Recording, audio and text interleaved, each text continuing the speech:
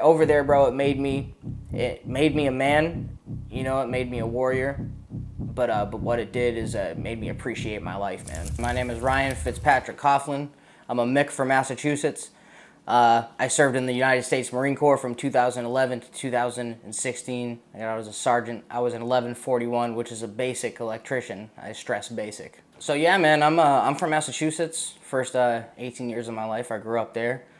Central Massachusetts, Worcester County, a little town called North Brookfield.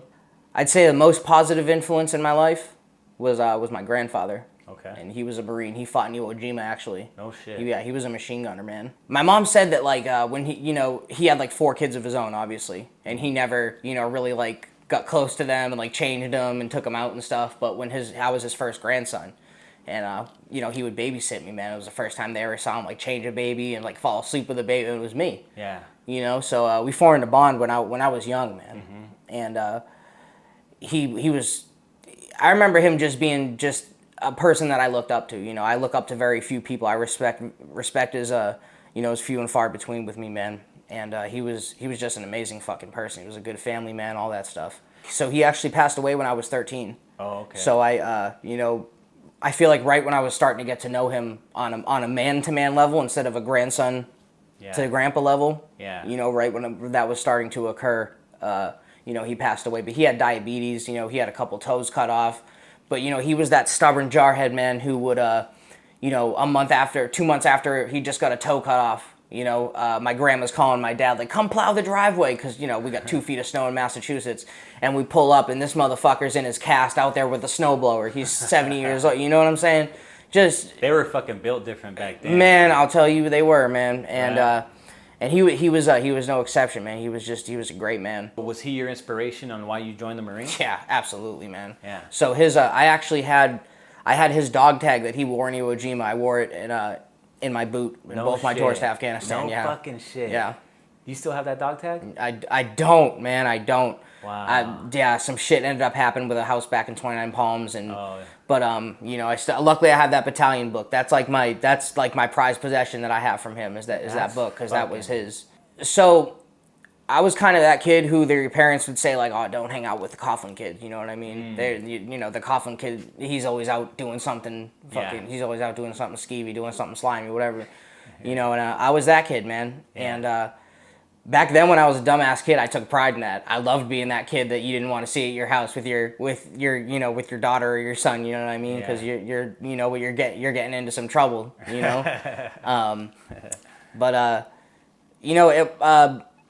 I was friends with everybody, man. I was never in I never liked to click myself up in high school. I tried to be cool with everybody. Mm-hmm. I still try to carry myself like that to this day, man. Yeah. I'm friends with everybody. I don't care if you're.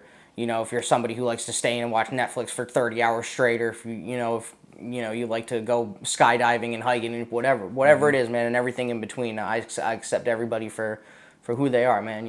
Yeah. And I feel like I'm happier that way, man. So it's weird, man. This job I had when I was in high school was washing dishes at this restaurant called Lads. They're still open, bro, in Rutland, Massachusetts. Bomb ass food, and. Dude, that shit sucked. I was, even on my days off, I'd be out there mowing the lawns. I was Mr. Do Everything. Yeah. I was pretty much the house bitch. And that taught me discipline. It taught me punctuality. It taught me dedication. It taught me to take pride in your work a little bit before I joined the Marines, man. And also, growing up the way I did and, hanging out with the people I did, man, I also learned to carry myself a certain way. So I approached it, both feet in, man. I knew what I wanted. I waited till the day after I graduated to go talk to a recruiter. I did. I waited a couple months and I was gone. And I'll tell you what, those shitty restaurant jobs, bro, really got me ready for boot camp. Yeah? Yeah, man, it's mental, bro. It's 90% mental. Yeah. That if you can think your way and be like, I got this. This is what I want to do. I want that. You keep your eyes on that eagle, globe, and anchor. Yeah. And it's not a piece of cake by any means, but, if you put your mind to something, man, you can do it. Where'd you go to boot camp? Paris Island, same place my grandpa went to boot camp. For all you military people, man, I'm gonna say sand fleas. There's nothing around. We don't see any kind of life. There's just a base. The girls are over there, the 4th Battalion. I don't know what it is nowadays, man, but yeah, 4th Battalion's over there, the females. So it's different over there, man. Any difficulties getting through boot camp at all? Nah, man, like 2 months into it, I remember this dude that I had, Sergeant Walker. Man, I always remember him. He was a dark black dude, looked like a G.I. Joe when he took his shirt off because he'd walk around with his cover and no shirt and shit, just cuz. And like 2 months in, he stopped. One day we were all online, and he looks at me and he's like, "Who the fuck are you?" I'm like, "Recruit Coughlin, sir." He's like, "You ain't in my fucking platoon," you know what I'm saying? And I'm just like, "Yes, I am." And that's what I wanted to do. That's what everybody told me to do, and so that's what I did. I did what I was told. Obviously after that I got fucked up for a couple days and then they forgot about me, but yeah. They move on quick, Right. So, out of boot camp, I imagine you go to your MOS school. Where was that at? Camp Lejeune. It was in Courthouse Bay. So they train combat engineers there. They train electricians there. Water dogs, which is like plumbers. Generator mechanics. They train all that utility stuff. You learned a lot of good shit there. Yeah, I learned actually some commercial wiring. That was cool. We learned, the military wiring with the MEPTIS panels and all that stuff. So yeah, actually, you know what? They do teach you some good ass shit over there, man. They do. Yeah. I didn't like it. I didn't like my job. That's why, we'll get into that. But I, lap moved near the end of was trying to lap move near the end of my enlistment. I didn't like what I did, man. Yeah. I like to hook and jab. I didn't like to plug stuff in. Yeah. What weren't you liking about it? So as much as I did feel like a Marine and feel like I just felt like I could make more of a difference, man. Don't get me wrong, when you're over in Afghanistan, dude, and you give people power and air conditioning, motherfuckers, dude, you get hooked up. You become friends with everybody, the kind of motherfucker I am. I talk to everybody anyways, you know what I mean? So people within 2 days, we'd go from fob to fob, fix power grids, set up power grids. Within 2 days, bro, I'd have half the base calling me Boston or Mass or some shit and be like, "Oh, you got a problem with your AC? Go get fucking Boston over there," or whatever, I never really knew that I had like an accent, man. Yeah. In MOS school, like the first or second day I was there, we did a little thing where everybody stands up, they say where they're from, you tell something about yourself. So. I don't have a thick accent anymore, but back then I had more of an accent, So I stood up, I was like, I'm, private PFC Coughlin, whatever I was then. Like, I'm from Worcester County, Massachusetts, and someone was like, hey, say Arnold Palmer.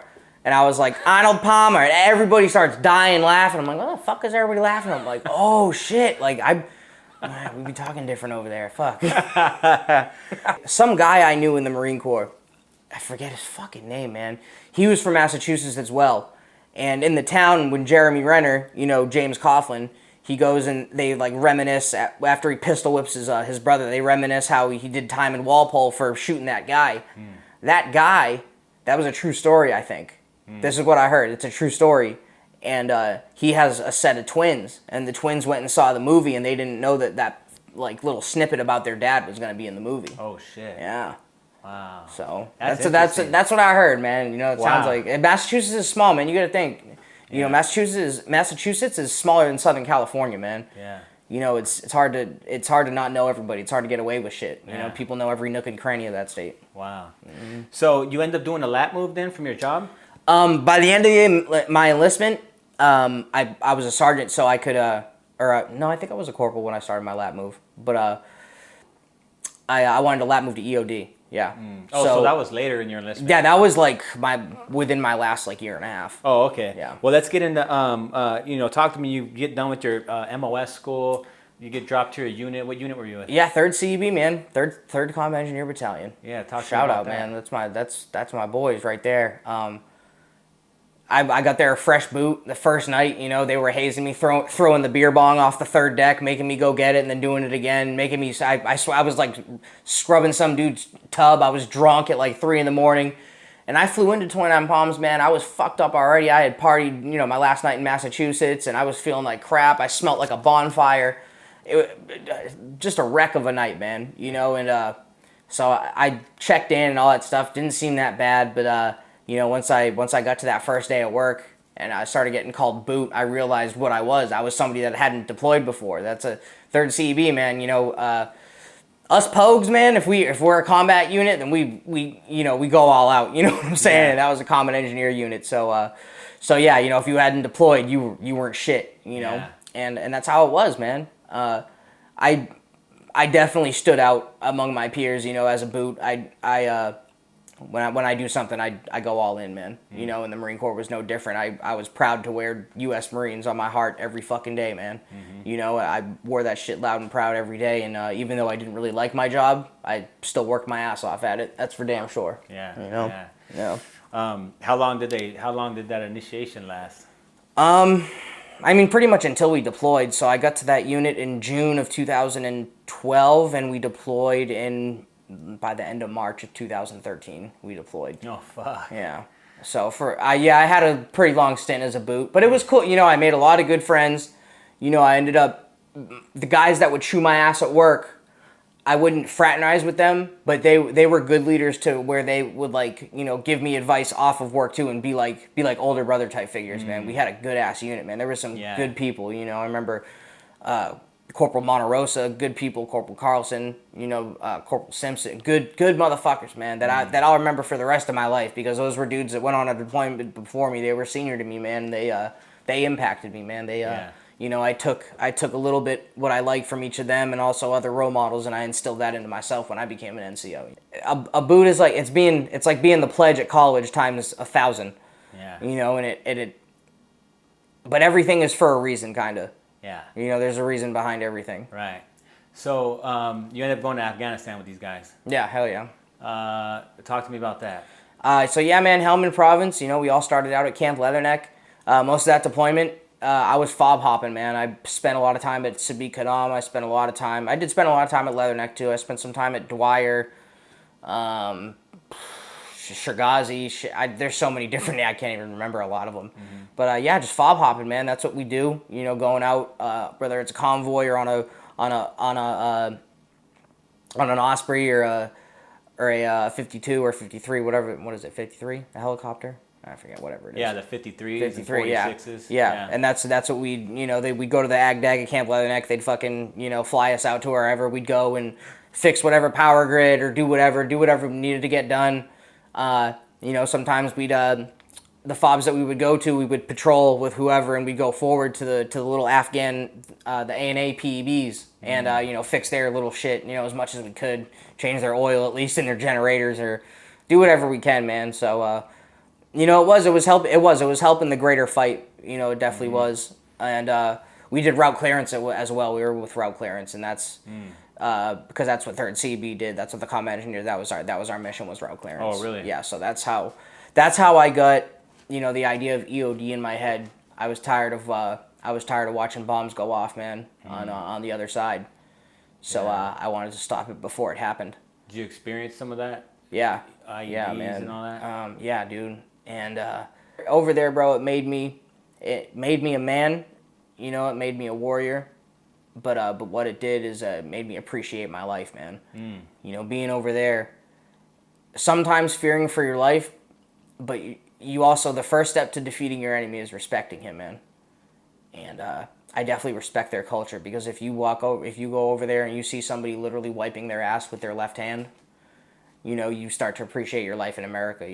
I remember we would have the big trams, the big forklifts. I remember I saw some guy back into like a mud hut in somebody's house, just back into it and just keep going like nothing happened. That's somebody's fucking house. They came back that day to no house. Fuck. Whether they're shitting in the corner or not, that's their, that's their coverage, man. Yeah. Talk to me about some of the jackassery that you got yourself into. Man, within the first 2 weeks, man, I remember me and my buddy Simpson, we were moving some drywall full of just wires, because we were looking for outlets or something. So we have the forks come over and move the little drywall, while we dump it over, and we're looking through the wires, and I find a sandbag. I'm like, and I reach in and I see that this something, man, and I grab it. I'm like, hey guys, look, I found an IED. Oh my god! And I literally pulled out a Pennzoil can, like a textbook IED, in my hands, bro. This was back when I smoked. I remember I had a cigarette in my mouth, and I was like, all right, take a picture, blah blah. So I'm just holding it, and eventually I just tossed it, And we were all... You realized it was a fucking IED when it was still in your hand? Yes, but as I was picking it up, Yeah. You know what I'm saying? I was joking. I was like, oh, look, it was inside of a sandbag, and it was a literally textbook Pennzoil can IED. But that was because it was a fucking dud, man. It was I think it was one of EOD's, like, practice duds or some shit. So we were freaking out for no damn reason, man. Right. I just touched the damn microphone again. But yeah, we were freaking out for no damn reason, you know. Man, I remember we used to... whenever we'd go to a base, man, we'd be there for a little bit, so we'd make nice with the civilian contractors, man, because they got hooked the fuck up. You know, we had one guy named Brett, I think it was with Garda World. He'd be making us ribs like 3-4 nights a week, man, because me and my buddy Simpson, they put us at Sabi Kadam. I think they like forgot about us or some shit, man. We were there for like 3 months, dude, just me and him in the transit tent. You know, so we're just kind of doing our own thing. He got promoted while he was out there, you know, and I was a Lance, you know, we were just going to the gym, watching TV, you know, making sure everybody's got power and shit, you know, and man, it was, I formed some of the best bonds, man, with people that was with 3-4, I think, actually, the dark side. Yeah, them motherfuckers were cool, man. They do the little prayer before we go out patrol with them and stuff. The little, as I walk in the valley, man, those dudes are cool, man. Shit gives you chills, huh? Man, it's cool. It's cool. The camaraderie, man, is just... It's cool in a chilling way, and it's cool in a fascinating way too. You know, that camaraderie that you build with people just from embracing the suck, man. That's what it's from. Yeah. You know, what other things, you know, you mentioned about when you're out there, you just really learn to appreciate the life that you have back here in the States. What kind of other things out there did you see that made you, you know, appreciate the way you live here? Man, that's the only place you'll ever see 5 people on a motorcycle, man. On like a little crappy motorcycle. You know, you see trucks driving by with 10 people in the back, man. It's hot as shit. You know, their religion, you know, they're Muslim. You know, they pray multiple times a day. One of the hottest parts of the year, they celebrate Ramadan, and they don't eat from sun up to sunset. You know, it's like I said, the first step to defeating your enemy is respecting him, and that's how I first came to respect my enemy, was their dedication to their religion, man. And you know, I found out in life, if you have dedication to one thing, you're gonna put that dedication into other things as well. And you know, in life, man, it's you get out of it what you put into it. You play stupid fucking games, you win stupid fucking prizes. You know. Yeah. When you were done with that first deployment, did you feel like a changed man at all? Yeah, bro, absolutely, man. Yeah. I felt like I look back at it and I was still like just a little kid, but I felt like a grown ass man in a way, you know. I felt like I had maybe made a difference in the world, or at least in a little, you know, enough to where I was pretty happy with my life, man. Yeah. But then, you know, a couple weeks after I got back, you know, I started having nightmares and all that shit. And after the first deployment? Yeah, man. I just kind of, I kind of knew what was going on, but I was just in denial. You know, and I went to, you know, base mental health or whatever it was, I forget what it was called, but I ended up going back, not even, like 3 months later after we got back, I ended up going back. So, like, I had, like, somebody I was talking to, and then I just ended up going back, and not, you know, I obviously didn't have a shrink to talk to while I was deployed again. Back to Afghanistan? Yeah, because you know how it is when you get back from deployment, you know, you work till like 11, 12 o'clock, then they release you, you know, so like if I really had to skate, I would go to base mental health, and like, you know what I'm saying? I maybe seen them on like a 1-to-1, like open talk, like not intake, like maybe once. Yeah. You know, and I remember some old guy that didn't really give a shit anyways. Yeah. So you go back to Afghanistan 3 months after you got back? Yeah, man, I went back. They were looking for a volunteer. They needed my MOS or something, and they needed a sergeant. I was only a corporal. But I had been less than 2.5 years because I got a combat meritorious promotion on my first deployment. Oh wow! You know, so yeah, I was a young corporal, fresh back from deployment. I was fucking ready to go back, man. You know, so I did a couple, and 3.5 months later, I found myself back there. Yeah. What did they meritoriously promote you for?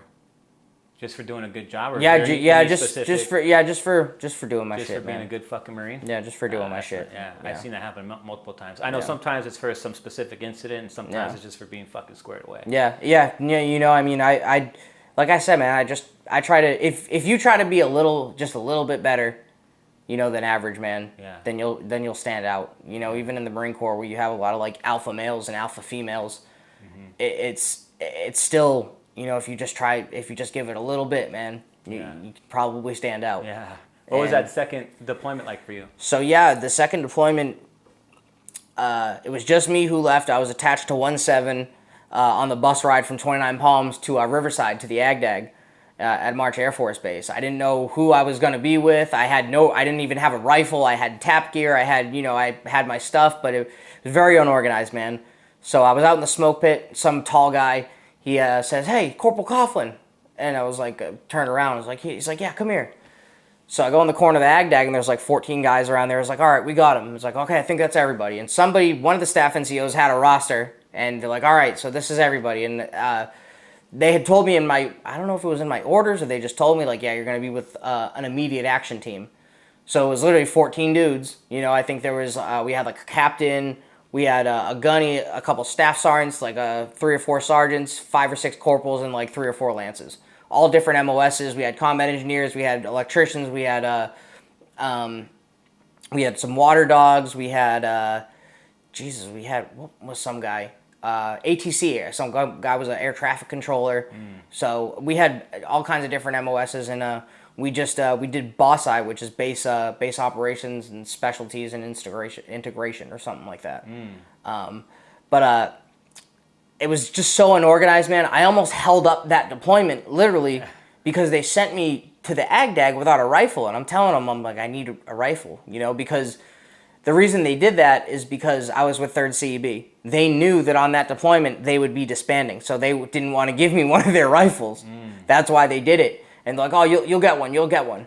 And we're about to go on the plane, and I tell my staff sergeant, I'm like, "Hey, I still don't have a rifle, man." Because by the time they found me, it was like probably 20 minutes to boarding time. So I forget, we called Jesus Christ and everybody else, man, and the flight was held up like 10 minutes, and I was the only one out there. Everybody was on the flight. Everybody knew what was happening, too. Finally, someone sped up to the gate, skirt, gets out with my rifle with like NVGs, some mags, blah, blah, hands it over to him. It was like some staff sergeant from the armory or something. Oh, shit. Puts that shit in my hand. I'm fucking booking it, pushing up to the plane. I get on, everybody's looking at me, But I mean, back then you could tell who was a fresh boot because you used to shave your head on your first deployment, and I had a head full of hair. I just got back from a deployment, and I was just looking around like, I don't give a fuck, you know what I mean? But in my head, I was like, damn, I almost just either missed or held up that whole deployment, man. But, shit like that, it just little unorganized shit, man. People just kind of overlook and don't think like, yeah, that shenanigans that goes on in like a regular office, man, it happens in the fucking Marine Corps, man. It's just with our stuff. Yeah, shit, man. So you go over to Afghanistan this time as a corporal? Yeah. Were you a squad leader in charge of? Yeah, I was a squad leader. Yep. That was my first time like having like a combat role. I was a pogue. And it was cool, man. We do Ranger file patrols. That's pretty much as complicated as we got. And I did convoys. I mean, we used to. I would be gunner sometimes. I'd be a driver, and I would never drive or anything. But every convoy, I'd be involved somehow, man. I learned a lot of the stuff that I signed up to do, man. And for a fucking pogue, man, that's cool. That's cool for us, man. It's I like it in the Marine Corps because unlike the other branches, like if you have a job, you might be doing something completely different in country. It's like whatever kind of other branches are your job. You're gonna do it no matter what. And that's what you're gonna be doing, dude. The Marine Corps is the most gangster entity in the world, man. They don't care who you are, what you've done, how many Purple Hearts you have, how many combat V's you have. They'll fuck you over, man, real quick. They'll do it. So, you have any interesting other stories from that Afghanistan? From that second deployment? No, not so much, man. I learned to, we did a lot of patrolling, just, Ranger file patrolling with 1-7, actually. It was with, I want to say it might have been it was with Suicide Charlie, actually. We did some ops with them, and then I forget who was there before them. Because I went out to Afghanistan with 1-7, but I got to Camp Dwyer. That's where I was pretty much the whole deployment. And there was another unit there that had been there. But once they left, 1-7 came in, the guys that I actually flew out with. But I had been there a couple months already. But it was weird because Camp Dwyer, where I was, I had been there 5 months before, and it was like this utopia in the middle of Afghanistan. So was Camp Leatherneck. 3 months later, I go there, and it's like, it was the end of the war. We were retrograding. We were tearing shit down. That's what we were there to do. So by the end of the deployment, it was supposed to be a year-long deployment. We were all supposed to take R&R and everything, dude. So like 4 months into the deployment, they said that whoever, changed their plans, and they're going to rebuild this base back into like a permanent structure army base. So one day, dude, there's like 300 Marines on the base. Okay, a couple Army guys come and survey, like a couple sergeant majors, blah, blah.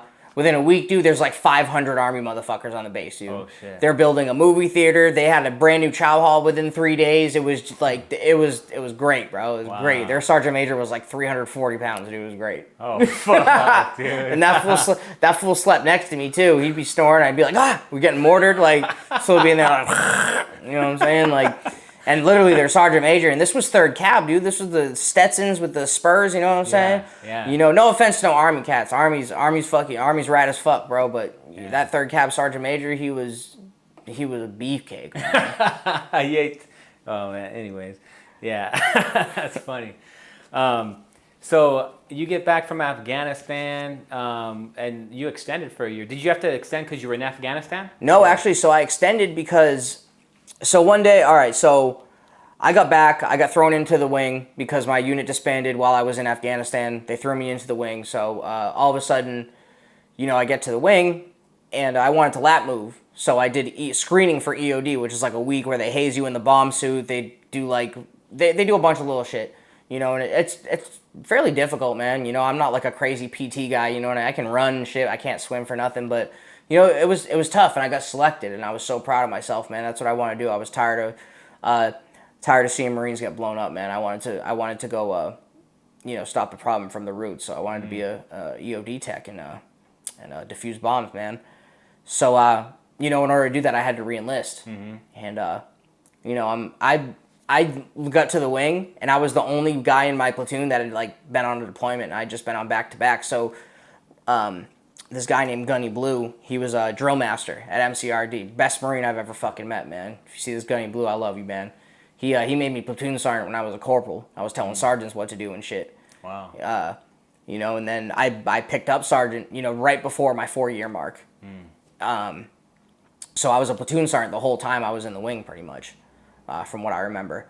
Wow. And, you know, one day I'm sitting at my desk and I get a call from the career planner. And he's like, hey, you know, Sergeant Coughlin, I was looking through your reenlistment packet, but he's like, how do you expect to reenlist with all those tattoos? Because in 3rd CEB, I didn't have anything on my forearms. It was all upper arms, and it was a half sleeve of tattoos. You know, because I did the right thing, and I took pictures of my tattoos when I went to reenlist. And I had back tattoos. No one ever said anything to me like, hey, Private, why are you getting all those tattoos? So it seemed fine to me, you know, and then I was just like, what do you mean? He's like, yeah, I'm in the tattoo order. He's like, you might not be able to re-enlist, man, blah, blah, blah. Fuck. And that was the first I heard of it. And so that brings me to, I extended because I did a commanding general's waiver. That's pretty much when you write a letter to Jesus Christ and everybody else saying why you want to stay in the Marine Corps, what my tattoos mean. I had to take pictures in all my uniforms, a combat camera, yada, yada, yada, all that shit. And I extended to do that.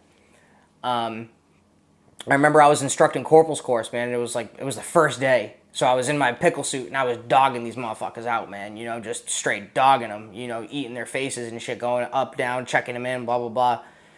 And I went out to smoke, and I got a call from the career planner. He's like, yeah, man, your waiver didn't go through. So I had to sign a thing that said, like, I failed to withhold standards in the Marine Corps and blah, blah, blah. They were trying to give me a reenlistment code where I wouldn't be able to reenlist in any branch of service. I had to try to get that fixed because what I did, I tried to transfer over to the Army. Long story short, I kept going back to MEPS. I kept doing this. It was blue to green transfer. This was back in 2015, so, I mean, it's probably easier now, hopefully. And, you know, long story short, man, the Army couldn't give me what I wanted, and 2 weeks after I got out, the Army broke some weird-ass news to me, and, you know, the first sergeant told me, he advised me, he said, hey, man, you can take an MOS you don't want and then fail out of the school, and then you can get any MOS you want. I said, first sergeant, I don't know how y'all do it over there in the Army, but as Marines, that's not how I live my life, man. And I drove home to my house, not because I was married in the Marine Corps. You know, I'd kick my ex-wife out by then, but yeah, I drove back to my house not knowing how I was going to pay my rent. So that's when that transition happened, and I, you know, enrolled in school, used my post 9/11 GI Bill, and I actually started working at the chow hall as a cook. No shit. So I was a mess attendant first. I was pretty much a glorified lunch lady. You work at the mess hall, man, it's union. You get paid in 29 Palms, you get paid like 16, 17 bucks an hour with full benefits, man. You're living fat in 29 Palms. You know, so then I got promoted to cook, and I was pretty much doing Marine Corps cook, you know, as a civilian, you know, and he'd let me wear like a red chef coat with like the little insignia on it and shit, you know. I remember that shit, yeah. Yep. I heard of some guy, he was a grunt. Yeah. And he got blown up or something, and he had a tattoo of his Purple Heart with like his unit sign and all that stuff on his forearm, and he couldn't cover it with his hand, and he got forced out because of that. He got denied reenlistment because of that tattoo. Because you can't cover it with your fucking hand. It was, the order was like it has to be like 3 inches in diameter, and they have to be like, you know, within 3 inches of more than 3 inches apart. That's why you'd see Marines dude on base, and you'd see they'd have a bunch of tattoos scattered around everywhere. You know what I'm saying? Yeah. Well, so talk to me about transitioning, man. What was transitioning out of the Marines like for you? So I'm a pretty positive person, so I tried to stay positive about it, man. You know, I got the job at the chow hall. I went from being a platoon sergeant to working at a chow hall with comm students. So I would have to serve. That was very humbling, man. Very humbling. But I met good civilians. The civilian life in 29 Palms is not what I thought it was. You know, it's very, very different from what it looks.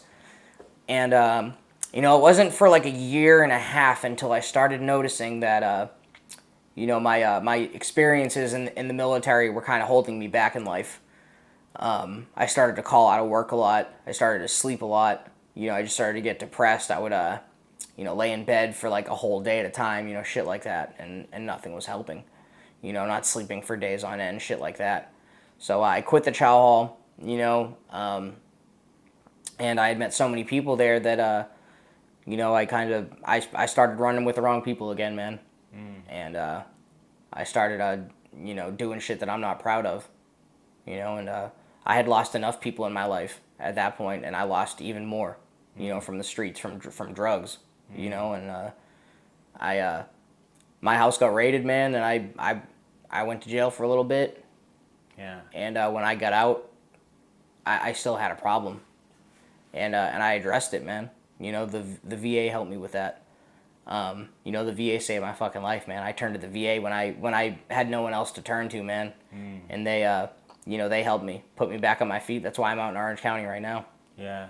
So it's one of those things, you know, transitioning out, the VA can help you a lot, man. They really can. They can offer you a lot of help, but you have to ask them. They're not going to reach out to you and do it them. They're not going to enroll you in shit themselves. You got to ask them. Yeah. So, you know, once I found the VA, transitioning into civilian life was a lot easier. And also, being in 29 Palms, don't get me wrong, you know, I was not hanging out with military crowd, but I felt still connected to the base. Yeah. You know, when I was working at the gym or at the chow hall, I always see Marines, all Marines, you know, and it just made me feel still a part of, I guess. Yeah. You know, because the only time I've ever felt really and truly a part of is in the Marine Corps. You know, Palm Desert's like a small VA, so when I went for help, I went to Loma Linda. Yeah. And they took me in for a little bit. Yeah. And what kind of things were they doing to help you to get? They got my meds right. You know, they sent me to rehab. That's what I really needed, man. You know, I found drugs, and drugs helped me sleep for the first time in a long time. You know, it helped help those night terrors. Yeah. You know, put those night terrors down for a little bit. So how are you doing now? Man, this is the happiest I've ever been in my life, man. After I reached out and I asked for help and realized that maybe I needed some help, you know, I was able to find myself as an adult, man, for the first time in a long time. You know, I'm expecting my first child any day now. Wow, congrats. Thank you. My baby mom she's a Navy veteran.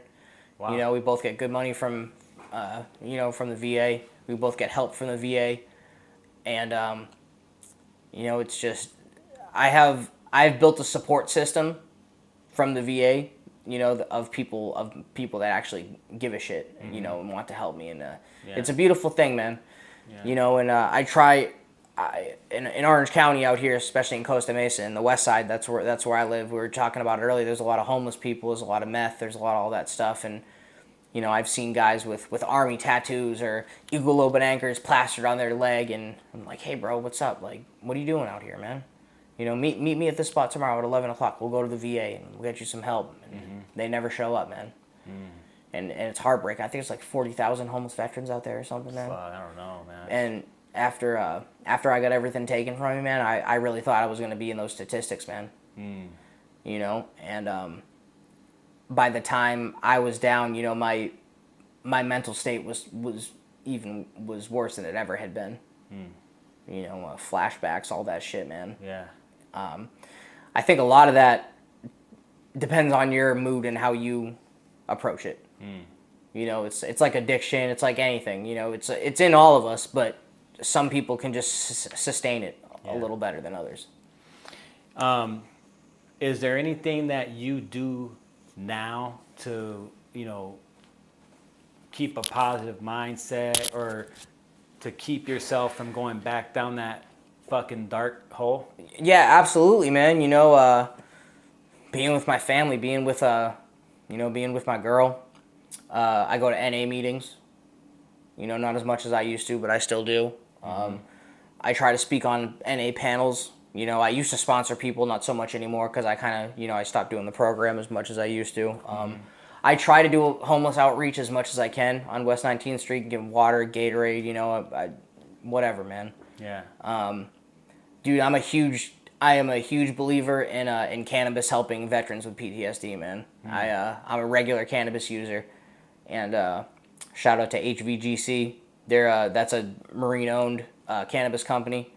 You know, Hellman Valley Growers Company. It helps, man. It does. It not in a way, because sustaining and blocking out your memories is not how you deal with them. Yeah. You know, you have to realize that it's there, but you know, accepting life for what it is, and you know, having that mindfulness and living in the moment, man. That's what the VA and, you know, just me becoming a man has led me to feel. I found the gym in the Marine Corps. You know, that's my love, bro. That's my drug now. Yeah. I get up in the morning and hit the gym, you know, first thing, because I came out to Orange County and started my own little business, so I'm on my own time out here, kind of thing. So first thing in the morning, man, I'm out there, and that the Marine Corps, it teaches you how to be a flesh-eating warrior, devil dog, and all that shit. But it also teaches you how to be a punctual man. It teaches you how to be on time for shit. It teaches you how to build a routine. You know, whether it's an exercise routine or an eating routine or a way that you treat people routine, whatever it is, man. You know, it teaches you to try to uphold yourself, you know, a little better. Yeah. And you know, I'm plastered with Marine tattoos, man. You know, so people see me at the gym and I have my Marine Corps bag with. I'm still representing, man. Yeah. You know, so I still carry myself a certain way, even though I got tattoos on my neck and I wear chains and shit. Yeah. You know? I mean, that's how I came up to you. I saw the fucking military tats. Hell yeah. This guy's a Marine right here. Yeah. Thanks for being here, brother. It's a big contribution to Urban Valor to coming out here and sitting down and sharing your story with us. Thanks, man. Thanks for having me, man. Yeah, much appreciated, brother. Thank you. Yeah, thank you, man. Yeah, I got bad thoughts that make my mind scared. Hold me hostage and they don't fight fair. Who gon' pray for me and wipe on my tears? Who gon' save me if you not right here? Move this darkness and make my sight clear. Take me your way cause I don't like here. Ghosts of my past, they feeling the night air. Wake me up, I'm trapped in my nightmares.